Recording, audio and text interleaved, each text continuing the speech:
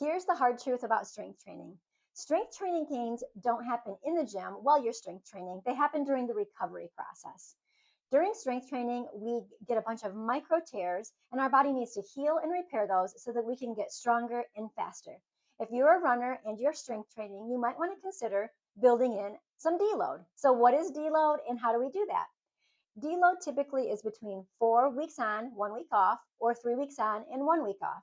With the ladies that I coach in perimenopause, I also like to consider a 2 week on, 1 week off.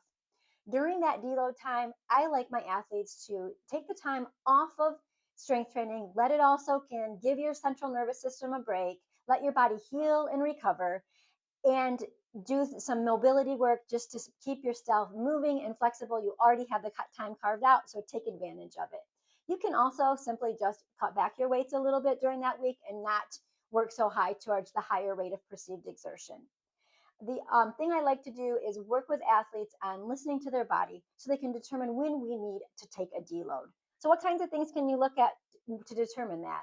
One is, are your legs feeling heavy? Are you feeling extra fatigue? How's your sleep? How's your heart rate? Is your HRV tanking? Those are some things that you can look at, and your body's telling you, I need some deload. So, if you're a runner and you're also strength training, you're giving your body a really heavy load.